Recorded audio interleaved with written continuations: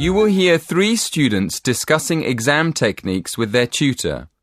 First, in the exam, you will have 20 seconds to look at questions 1 to 4. Listen carefully and answer questions 1 to 4. Morning, everyone. I thought we'd get together today and just talk about exam techniques. I'm sure everyone has different ideas about them. So, shall we find out what you do first when you get into an exam? Check that you have the right exam paper?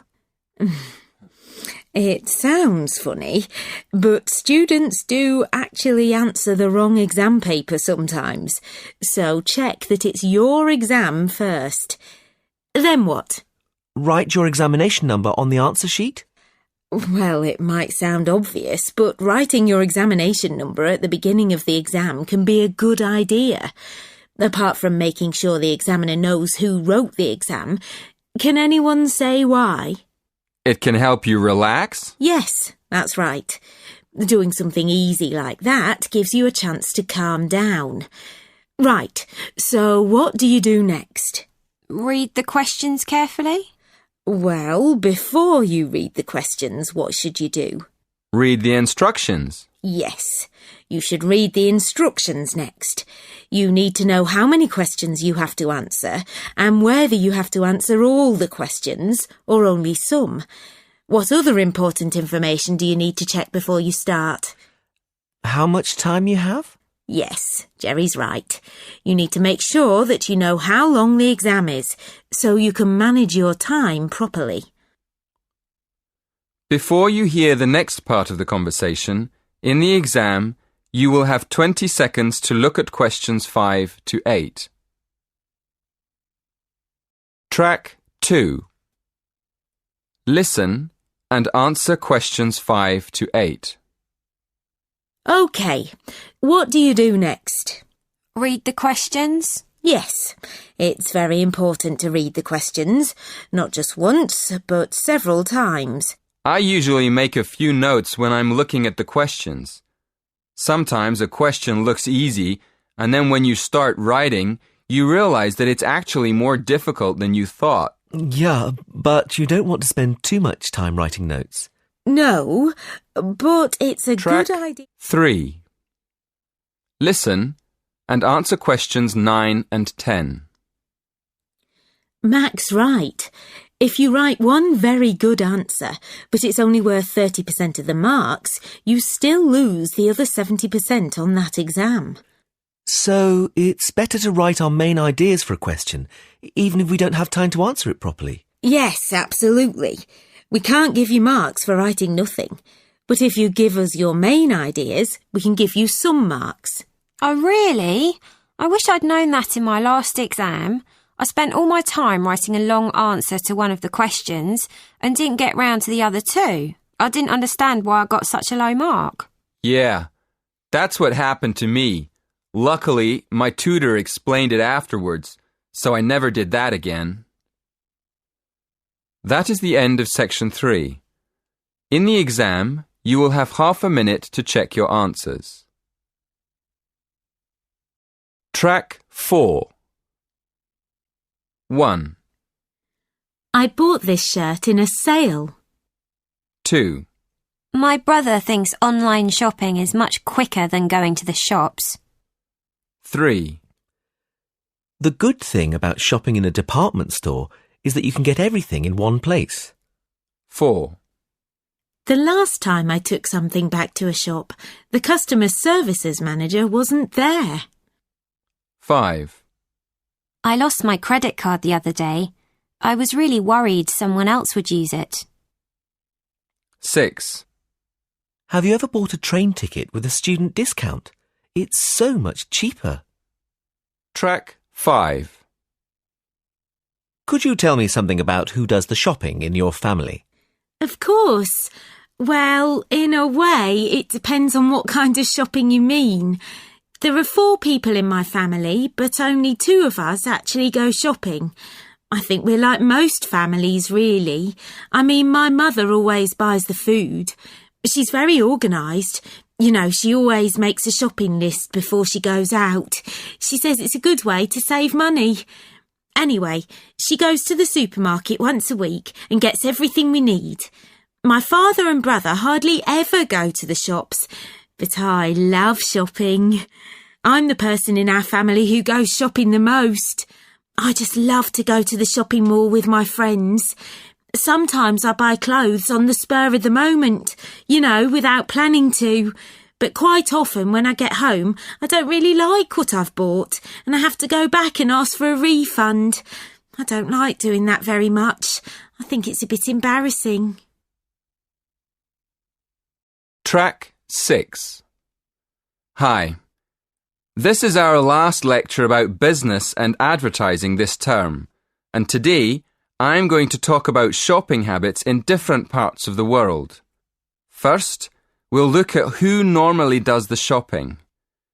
Yes, well, in the United Kingdom, about 75% of the food shopping is done by women. But this isn't the case everywhere. There are countries where up to 60% of men do the grocery shopping on their way back from work. And habits are changing, even in Western countries. For example, a recent survey showed that in the United States, nearly 50% of men shop for groceries. Now, let's look at where people shop. In fact, where people shop depends on whether they live in the city or in the country. As we all know, there are more supermarkets in the city and more markets and small shops in the country. So, as the population moves to the city to find work, more people are shopping in supermarkets than ever before. Track 7. Hello, good to see you all here. This afternoon, I'm going to talk about a recent survey into men's and women's shopping habits.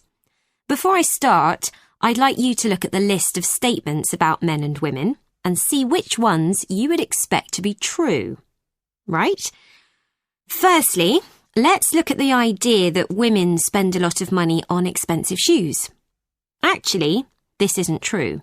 In fact, women buy a lot of cheap shoes. Men, on the other hand, try to save money by buying special offers. What is surprising about women, though, is that they like shopping in expensive or exclusive boutiques. And it isn't true that they always make a shopping list when they go to the supermarket. We also expected to find that men would go to the supermarket after midnight to get their food cheaper, but this wasn't the case either. Then the third thing we learnt about women is that they like to shop in big department stores, which men don't like. They like to go shopping in specialist shops. Okay, how many did you get right? Track 8. Section 4. You will hear the introduction to a lecture on consumer habits. First, in the exam, you will have 20 seconds to look at questions 1 to 4. Listen carefully and answer questions 1 to 4. Good evening, everyone. This evening, I'm going to continue last week's lecture by talking more about how people spend their money. First of all, I'm going to compare how people of different age groups spend their cash. You probably know that there's a lot of difference between what young people do with their money, how families spend their money, and what more mature people do. Secondly, I want us to think about what we imagine men and women spend their money on. And then, I'm going to look at male and female spending patterns and see whether we were right. Okay, to start with, let's divide the population into 3 sections. Let's say young people up to the age of 30 in the first group. Then let's put families in the 30 to 55-year-old group. So that puts adults over 55 in the mature group. Does that make sense? Before you hear the next part of the lecture, in the exam, you will have 20 seconds to look at questions 5 to 7. Track 9. Listen and answer questions 5 to 7. Right, well, I found that the first group, that's young people up to the age of 30, mostly spend their money on clothes, music and entertainment. That's not really very surprising, is it? Although I must admit, I thought they might spend a lot on cars and travelling around. So, the next group is what I've called families, people in the age group from 30 to 55. Naturally, as I expected, this group spends most of its money on food, toys and trips out. But I was surprised to find that people aged between 30 and 55 spend most of their money on furniture and kitchen equipment. I suppose it's logical if you think about it. People are usually improving their homes at that age, and household equipment is very expensive. But they also spend a lot of money on electronic equipment, like video games for the children. Now turning to the third group, that's people over 55. I thought they'd spend their money on gardening tools and electronic equipment, but I was wrong again. People in the over 55s group spend most money on new cars and days out. Before you hear the rest of the lecture, in the exam you will have 20 seconds to look at questions 8 to 10. Track 10. Listen carefully and answer questions 8 to 10. So, what did we think about how men and women spend their money?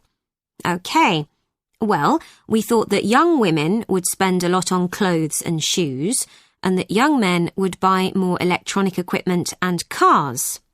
Well, when we look at the figures, we can see that we were right about the men.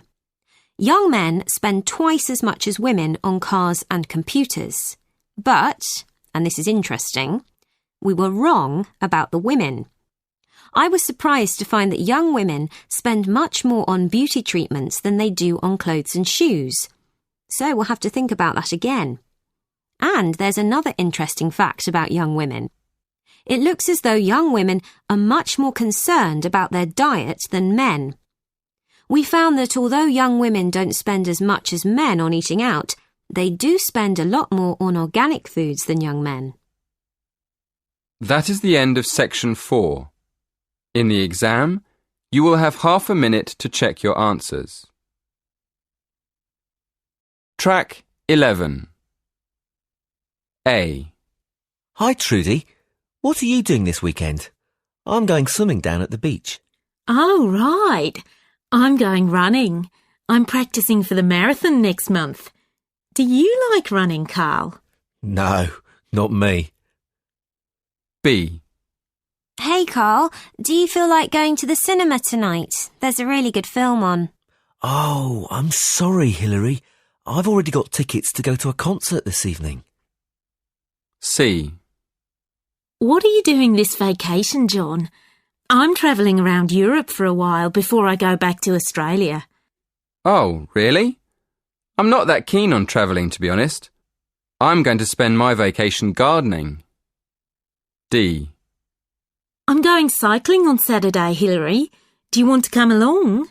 Thanks a lot, but I've got a lot of cooking to do for the party in the evening. I hope you're still coming. Of course I am.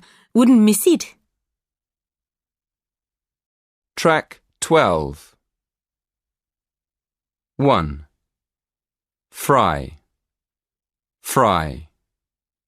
2. Pray. Pray. 3. Lead. Lead. 4. Blade. Blade. 5. Correct. Correct. 6. Play. Play. 7.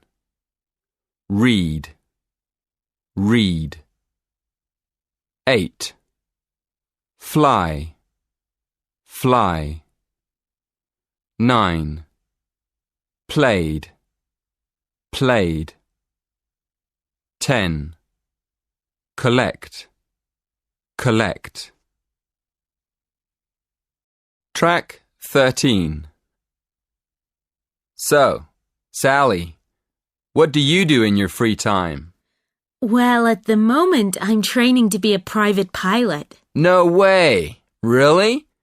What made you want to do that? Well, I've always loved the idea of flying a plane, ever since I was a little girl. Wow. Isn't it expensive? Yeah, but it's worth it. It's an amazing experience. But what about you, Martin? What do you do for leisure? Nothing nearly as exciting. I play ice hockey in my spare time. I'm captain of the college team. So at weekends we travel to games all over the state. But that sounds fun. Do you enjoy leading the team? Yeah, I do. Track 14. Hi, Steve. What are you doing? Well, I collect stamps with pictures of tropical birds on them, so I'm looking for more of those. Oh, that's interesting. Which ones have you got so far? I've got a 32-cent stamp with a picture of a cardinal honeyeater on it. It came out in 1998. A cardinal honeyeater? Is that a bird? Can I see it? Yeah, here. It's a tropical bird. Oh, yes. It's beautiful. So which country is the stamp from? The United States. And how did you get it? Do you know someone in the States? No, it's not like that. I buy stamps from other collectors. Look at this one. I bought it last week. It's a 25-cent stamp. Oh, brilliant. It's got a parrot on it. When was it issued? 1967. OK. And where's it from? It's from Brazil. Cool. Track 15. Hi. Can I help you? Are you interested in climbing at all? Hi, yeah. Actually, I've been thinking about joining a club for a while now. So, what do I have to do? It's easy, really. I can fill in the form for you right now online, and then you can come to our first meeting next month. OK, let's do that then. Right. First of all, what's your name? Andrew. Andrew. And your family name? Metcalf. Metcalf. How do you spell that? Metcalfe. Metcalfe with an E. Yes, that's right. And your age? Are you over 18? Yep, I'm 21. And where do you live? My address is 43A, Highbury Square, London, W1. Thanks. And do you have a number where I can contact you? Yes, my mobile is 07209 571 324. And I have to ask you a couple more questions. Do you have any health problems? No, nothing. And a last question, have you ever climbed before? Yes, I have, a bit. Well, thanks very much. Track 16. Section 3. You will hear two students talking about university clubs and societies. First, in the exam, you will have 20 seconds to look at questions 1 to 4. Listen carefully and answer questions 1 to 4. Hello, are you the person to ask about joining a club? Yes, I am. What would you like to know? Well, I'm interested in several things, but I'd like to know more about the different clubs and how much they cost. I'm looking for a small club that's not too expensive. OK. Have a look at this table. You can see the names of the clubs, the fees, and the number of members. I'm afraid they aren't in any order. If you look at the top of the list, the first club is table tennis. That's one of our new clubs. Oh, right. So the table tennis club costs £20. That's quite expensive. Yes, it is a bit expensive. The cross-country cycling club is cheaper, though. Membership fees are only £15, but on the other hand, it's got 100 members. The film and drama club costs a lot, doesn't it? Yes, £50 is a lot. and that's probably why it only has 12 members. Is there any other club you think looks interesting? Look at the next one. Street dance. Have you ever done any street dance? No, I haven't really. It's the cheapest. It only costs £5. Before you hear the next part of the conversation, in the exam you will have 20 seconds to look at questions 5 to 7. Track 17. Listen and answer questions 5 to 7. OK. Shall we start with your interests? What do you like doing best? Well, I like photography. I've got a professional camera, so I take it quite seriously. But I can't really imagine belonging to a club to take photographs. I usually go on long walks on my own and take photos. So I like photography, but I wouldn't want to join a club to do it. OK. So what else do you like doing? Running? Oh no, not running. I like walking, but I hate running. I'm afraid the running club isn't for me, or the cycling club. And film and drama? No, it's far too expensive. But I do like yoga. I've practiced yoga on and off for years. How many members does the yoga club have? It's always a small group. A lot of people sign up at the beginning of term, but they stop going after a few weeks. So they're left with a few regular members every year. That sounds good. I think I'd like to join the yoga club. And what about the contemporary dance club? Is it expensive? Contemporary dance? No. It's not expensive. £10 for the term. Do you like dance? Well, I've never tried contemporary dance, but I do like jazz and tap dance. How often does the group meet? Before you hear the rest of the conversation, in the exam you will have 20 seconds to look at questions 8 to 10. Track 18. Listen and answer questions 8 to 10. So, can I have your full name, please? Victoria Mandeville. Mandavil? No. Mandeville. L-E. Thank you. And how old are you? 19. And your address? 57, Bury Gardens, Atherton Park, Manchester, M46. How do you spell Bury? B-E-R-R-Y? No, it's B-U-R-Y. Right, B-U-R-Y. And do you have a contact number? Yes, my mobile is 07942 573 279. 07942 573 279. Yes, that's right. Is that all? One more thing. Do you have an email address? That is the end of section 1. In the exam, you will have half a minute to check your answers. Track 19. 1. We thought that young women would spend a lot on clothes and shoes, and that young men would buy more video games, mobile phones and cars. 2. We found that although young women don't spend as much as men on eating out, they do spend a lot more on organic foods than young men. 3. In fact, people aged between 30 and 55 spend most of their money on furniture and kitchen equipment. People are usually improving their homes at that age, and household equipment is very expensive. Track 20. Their holidays start at the beginning of July. Listen again. Their holidays start at the beginning of July. Track 21.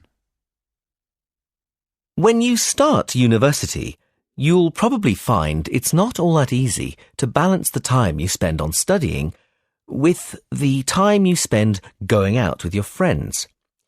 In fact, one of the biggest problems you'll have is managing your time. Of course, it's perfectly understandable. I mean, in many cases, it's probably the first time you'll have lived away from home, so you'll have to do lots more things for yourself, like buying your own food, washing your clothes, and managing your own money. At the same time, there's no one there to tell you what time to come home at night, or what time to get up in the morning. On top of that, at university, you won't have as many hours of class as you did at school, and your tutors will expect you to study on your own a lot more. So you might feel you've got a lot of free time on your hands. So how do you deal with it? Well, to be honest, I don't think there's an easy answer, but I think it helps to go to all your classes, however tired you are. Print a copy of your timetable and put it on the wall in your bedroom. Actually, your university might even have a system for alerting you on your mobile when your lectures are. Apart from that, you could try not going out during the week and keeping your social life for the weekend. I'm not sure that's very easy, though. One thing I will say, though, is that at the end of the year, after your exams, you can really relax. Track 22. I started this new job a couple of weeks ago, and I'm having a lot of trouble with my work-life balance.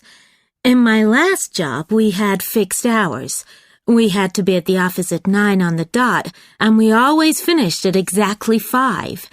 Any work we hadn't finished, we could just leave for the next day. But this new job's very different. I mean, in this job, we can come into the office any time between 8 and 10 in the morning. Then we can choose whether to have a lunch break or not. Then it gets a bit complicated. If we have a lunch break, we can leave between 4 and 6.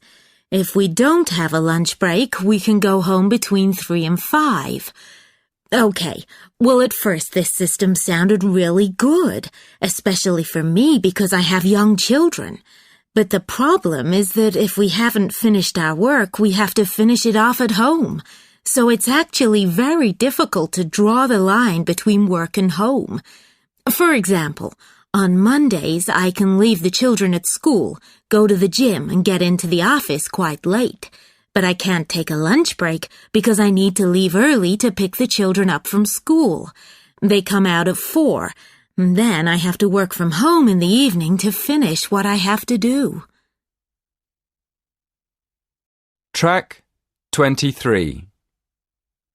If you look at this chart, you can see how we plan our projects.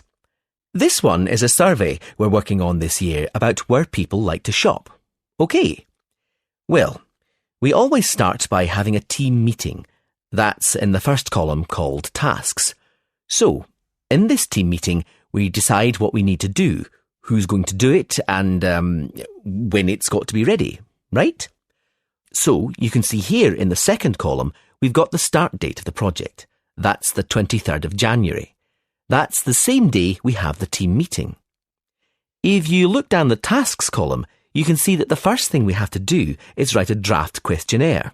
You know, like an outline of the questions we want to ask. Then we have to check the questionnaire to make sure the questions are right. If you look at the lines in column 3, you can see the dates when we have to complete important tasks in the project.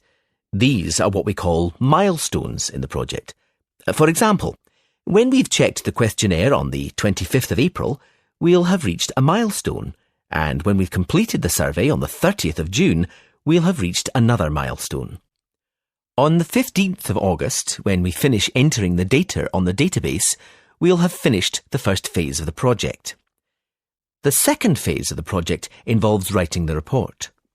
We'll be doing that between the 15th of August and the 15th of September, and that's the deadline for the project to be handed to the client. Track 24. Section 2. You will hear a human resources manager talking about her company's work-life balance policy. First, in the exam, you will have 20 seconds to look at questions 1 to 5. Listen carefully and answer questions 1 to 5. In our company, we believe that our employees are more productive, they work better if they're happy. Naturally, we have to make sure the company makes a profit, but at the same time, we need to think about the physical and mental health of our employees. We do understand that they aren't just working machines, so we have a policy of helping them find a fair balance between their work and their private lives, what we call a work-life balance.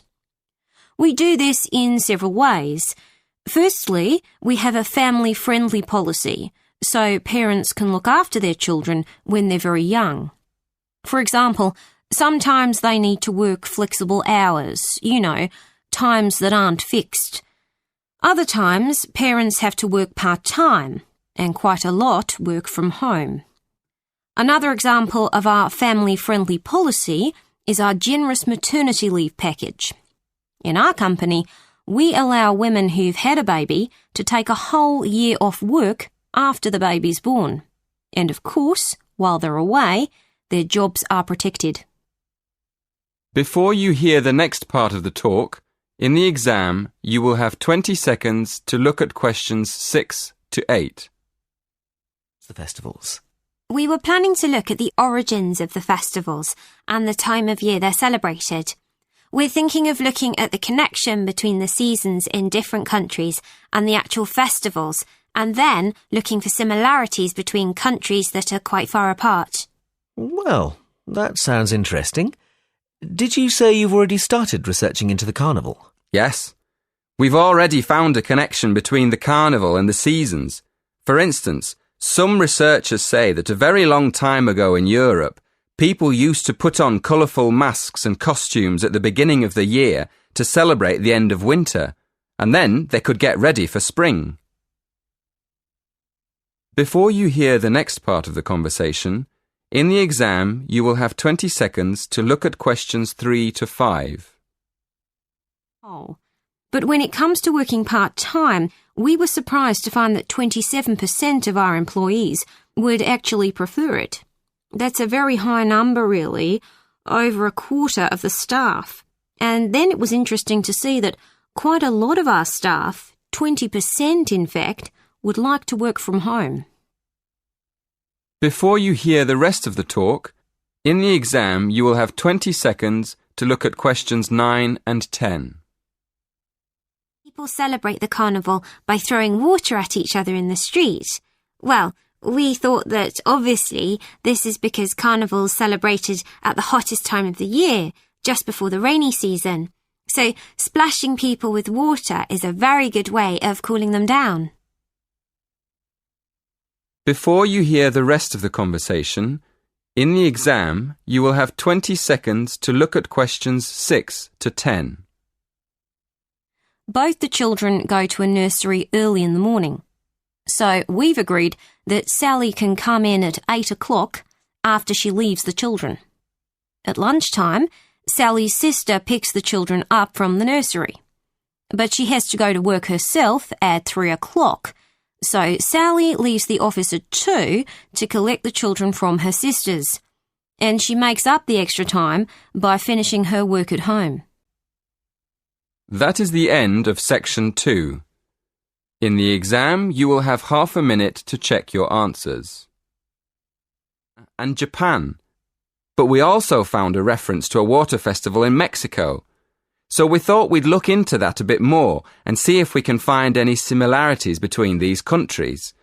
We realised that water is more than just a way of cooling people down in hot weather. It also has a lot of different religious meanings and purposes. For instance, we found that in some societies, water can mean life or wealth or just luck. Yes, and another thing we found out is that these water festivals often celebrate the beginning of the new year, just like the original celebrations hundreds of years ago before the carnival. So, up to now, we found that the carnival and the seasons are linked by ancient traditions, and that water plays an important part in the celebrations. That is the end of section 3. In the exam, you will have half a minute to check your answers. Hi, Barbara. How's your Japanese language project going? It's great. I'm learning about the Japanese alphabet at the moment. And what about your project about China? How many languages do they speak? Well, there's Mandarin Chinese and at least another 10 varieties of Chinese from different regions. Wow, that's amazing. Conversation D. Amira, I'm doing a project on traditional clothing. Do you have any in the Emirates? Oh, yes, we do. The typical dress for women is called an abaya. It's basically a long black dress, but we decorate it with gold patterns around the sleeves and neck. It's usually made of a kind of silk. Look at this one here. What do you think? Oh, I think it's lovely. At the very bottom of the platform, you can see one of the 4 support towers. These support the rest of the platform. These metal structures are usually attached to the seabed by long cables. Right. Now, the last part of the platform I'm going to describe is on the other side, just above the level of the water. It's a crane. That's spelt C-R-A-N-E. Cranes are used everywhere in construction, but this one is specialist equipment for lifting heavy spare parts at sea. In fact, apart from the derrick, you can see 3 cranes in the diagram. Look that way. Even in the same country. For example, in comparison with Italians from the north of Italy, the Italians in the south chat much more to each other in public. It does sound interesting. Well, that's fine. I think you've found a good topic. I'm going to look at how many megawatts we generated before 2008 and how many we expect to produce in 2014. So, if you'd like to look at the chart, you'll see that before 2008, our capacity was only 1 megawatt. But in 2008, when oil prices rose, there was an increased interest in marine power, and our capacity grew quite dramatically to 4 megawatts. Now, you might have expected this figure to rise consistently over the years, but, in fact, it dropped again in 2009 to only 2 megawatts. This was because oil prices fell again, so there was less interest in developing alternative power sources. But nowadays, the cost of oil production is going up again, and there's been a renewed interest in marine power.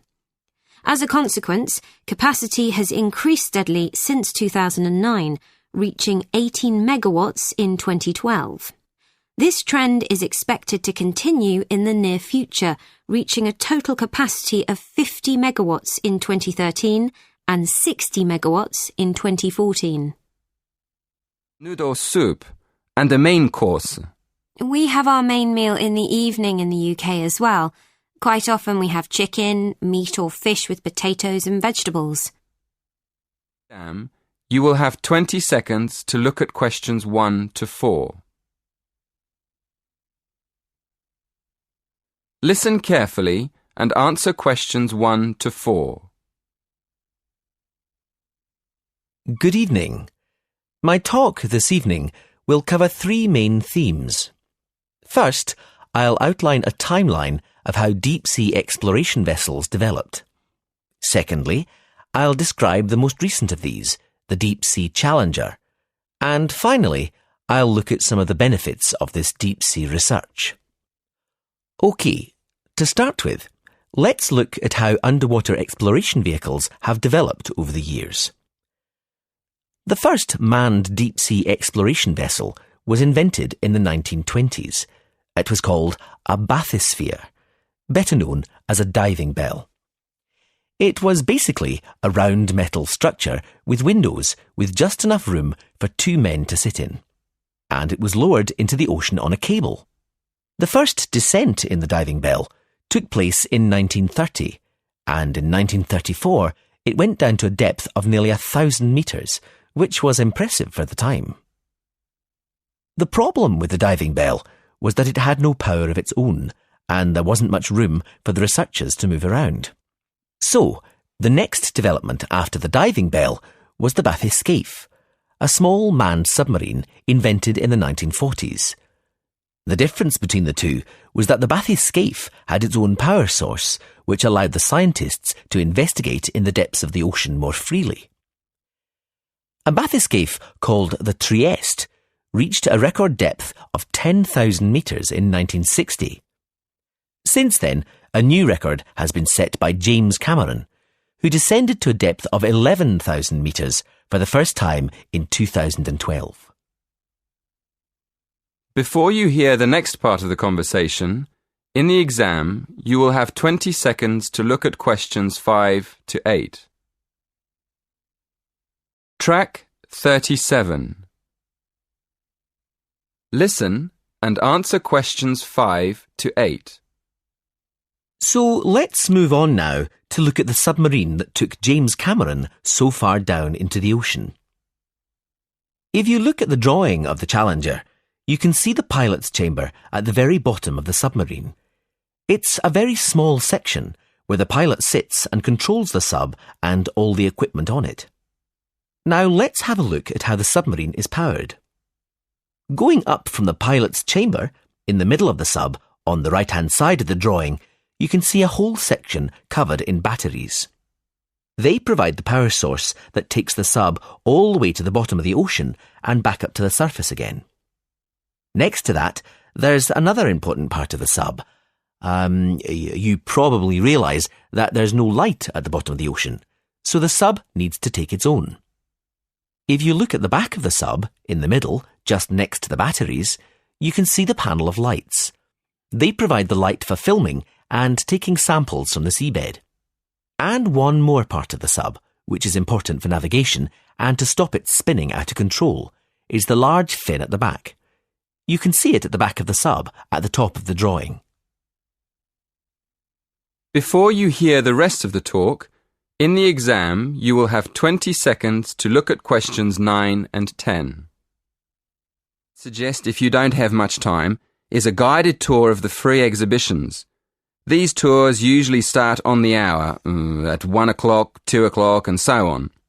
They're quite short, only half an hour, so you could do a couple of tours in an afternoon if you wanted to.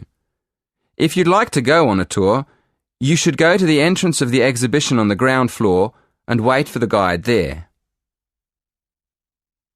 Before you hear the next part of the talk, you have some time to look at questions 14 to 17. Of the Earth. For example, how it was formed and how it behaves. This could have important consequences for predicting earthquakes and saving lives through early warning systems. Another reason this type of research is considered valuable is that by exploring unknown parts of the ocean, we increase our knowledge of the availability of minerals for industry. And obviously, this could lead to huge commercial advantages. So, the answer is yes. In the long run, this kind of exploration can benefit both the ordinary population and industry. That is the end of section 4. In the exam, you will have half a minute to check your answers. Older visitors may even be able to remember some of the earlier planes on display. Another exhibition that adults might particularly enjoy is the energy exhibition. It shows the historical development of different forms of energy in Britain and how it has powered industry over the centuries. And of course, we mustn't forget the teenagers. There are lots of exhibitions to interest them, but my favourite one is the one where visitors can find out more about how physics works. It's a fun exhibition with plenty of hands-on activities that explore how light and heat and chemicals work. I still go there myself now and then. It's brilliant. Before you hear the rest of the talk, you have some time to look at questions 18 to 20. This exam. You will hear a number of different recordings and will have to answer questions on what you hear. There will be time for you to read the questions and instructions, and you will have a chance to check your answers. All the recordings will be played once only. The test is in 4 sections. At the end of the test, you will be given 10 minutes to transfer your answers to an answer sheet. Now turn to Section 1. Section 1. You will hear a customer calling a travel agent to book a holiday. First, you will have some time to look at questions 1 to 3. You will see that there's an example that has been done for you. On this occasion only, the conversation related to this will be played first.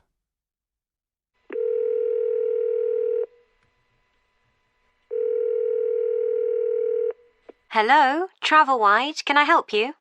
Oh yes, good morning. I'm looking for a hotel for a long weekend. The caller says that he is looking for a hotel for a long weekend. So the answer is C, a few days. Now we shall begin. You should answer the questions as you listen, because you will not hear the recording a second time. Listen carefully and answer questions 1 to 3.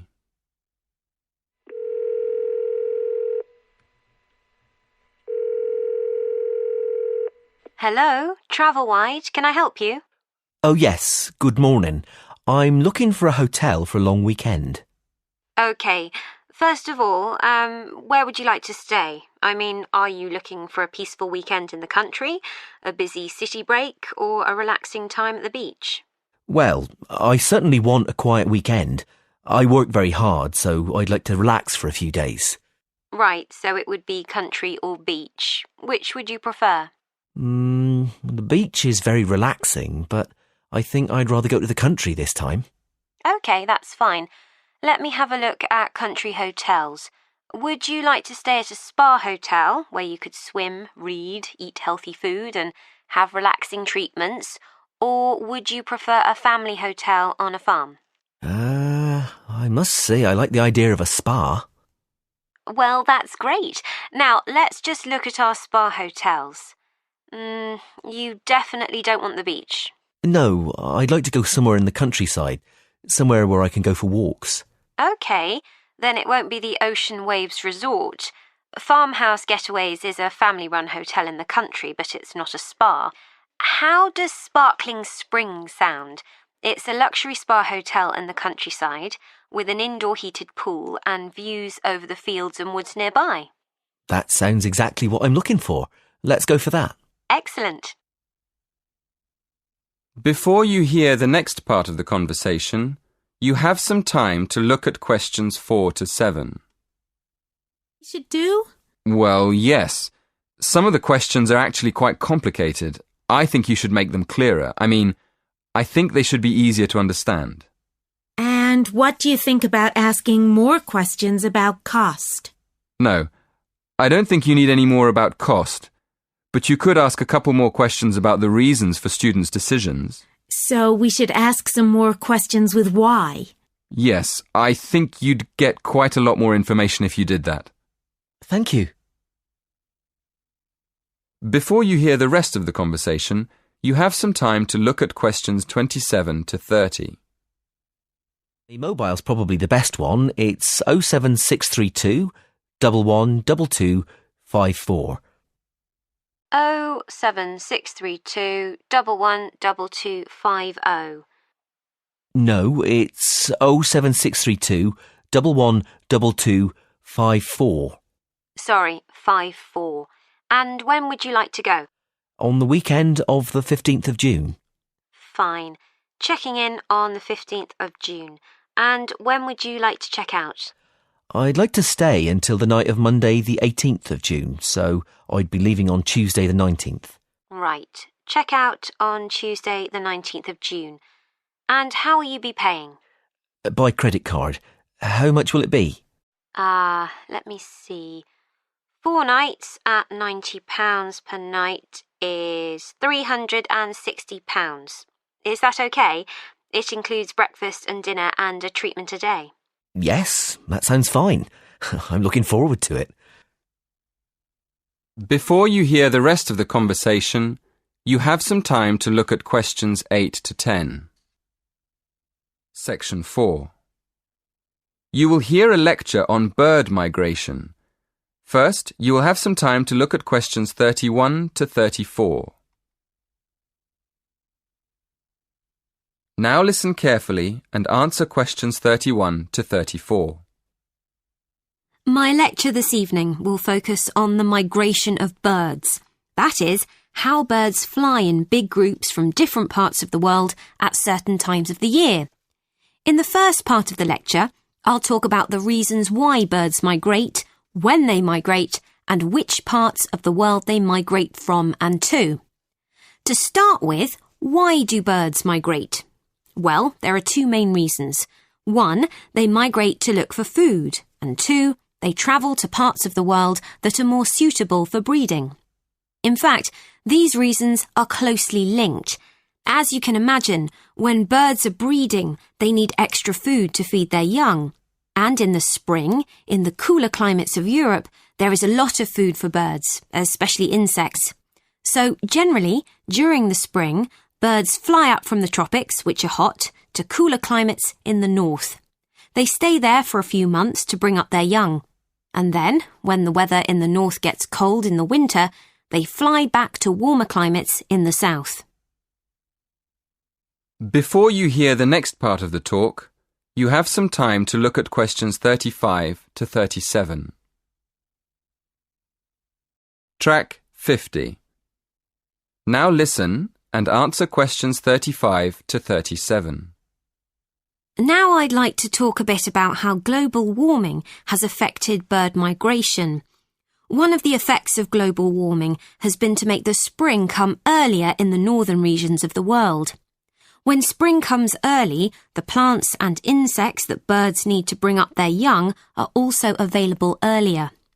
Research has shown that quite a lot of birds have started to migrate earlier because of higher temperatures. But unfortunately for some species, this hasn't been early enough. What I'm saying is that birds that are travelling a long way for breeding may arrive too late to find enough food to feed their young, and their population drops drastically. Scientists are currently researching more about this. Before you hear the rest of the talk, you have some time to look at questions 38 to 40. Track 51. Now listen and answer questions 38 to 40. Now, I thought I'd finish by just briefly describing a few different patterns of migration.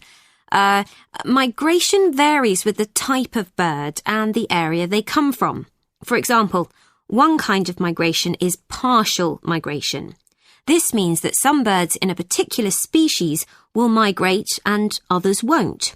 It usually depends on how the weather affects food supplies, and very often happens in the tropics.